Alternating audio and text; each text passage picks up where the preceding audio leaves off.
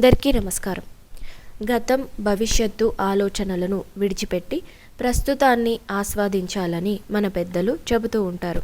అలాంటివి కథల ద్వారా జీవితానికి ఒక దిశ నిర్దేశం చేయాలని ఒక సంకల్పంతో డాక్టర్ గీతా చెల్లా మానసిక నిపుణురాలు రాసిన ప్రేరణ 100 కథల పుస్తకం నుండి ఈరోజు మనం 87వ కథని చెప్పుకుందాం. కథ పేరు ప్రశ్నల వర్షం, మౌనమే సమాధానం. ఇంకా మరి కథలోకి వెళ్ళిపోదామా? ఒక గురువుగారి దగ్గరికి ఒక వ్యక్తి వచ్చి కొన్ని ప్రశ్నలు అడిగాడు. నిజంగా జీవించడం అంటే ఏమిటి? ఆనందం ఎక్కడ ఉంది? మనం ఎందుకు చదువుకోవాలి? చేసే ప్రతి పనికి ప్రతిఫలం ఎందుకు ఆశించాలి? అంటూ ప్రశ్నల వర్షం కురిపించాడు. దానికి మౌనమే సమాధానంగా గురువుగారు ఏమీ మాట్లాడలేదు. ఆ వ్యక్తి మాత్రం అవే ప్రశ్నలు మళ్ళీ మళ్ళీ అడుగుతున్నాడు. నేను నీకు సరైన గురువుని కాదు.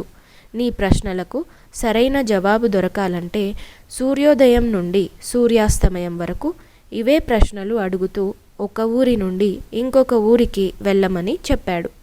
అదేవిధంగా మరుసటి రోజు ఉదయం నుండి ఇవే ప్రశ్నలను అడుగుతూ వెళ్తున్నాడు.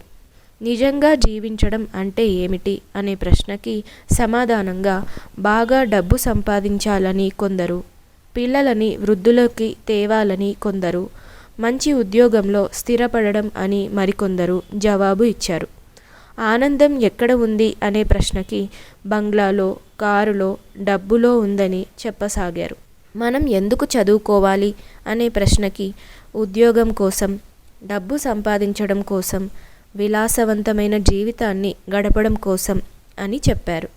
చేసే ప్రతి పనికి ప్రతిఫలం ఆశించాలా అంటే అవును, తప్పకుండా, లేదంటే ఎందుకు పని చేయాలని తిరిగి అతన్నే ప్రశ్నించారు. సూర్యాస్తమయ సమయంలో చిట్ట చివరిగా ఒక పెద్దాయన చెట్టు కింద కూర్చొని చెప్పులు కుడుతున్నాడు. అన్ని ప్రశ్నలు ఒకేసారిగా ఆ వ్యక్తిని అడిగేశారు. అప్పుడు ఆ వ్యక్తి, నాకవన్నీ ఏమీ తెలియదు, నాకు పనియే పరమాత్మ, తెలిసింది చెప్పులు కుట్టడం ఒక్కటే అని అన్నింటికీ ఒకే సమాధానంగా చెప్పాడు. దానిలో అంతరార్థం గ్రహించి నువ్వే నాకు నిజమైన గురువు అని నమస్కరించాడు. కథలో వర్తమానంలో పనిచేయడం, 100% జీవించడం గురించి తెలుసుకున్నాం. మనసు చంచలమైనది. ఆఫీస్లో ఉంటే ఇంటి గురించి బెంగపడతారు, ఇంట్లో ఉంటే ఆఫీస్ గురించి బెంగపడతారు, జరిగిపోయిన విషయాలను గురించి చింతిస్తూ ఉంటారు. ఏదో సాధించాలనే తపనతో పరిగెత్తి సాధించే సమయానికి తామే ఉండరు. Present is a gift, cherish it. ప్రజ్ఞా ప్రక్రియ. 5 నిమిషాలు కళ్ళు మూసుకొని కూర్చోండి. మీకు వచ్చే ఆలోచనలన్నింటినీ గమనిస్తూ ఉండండి.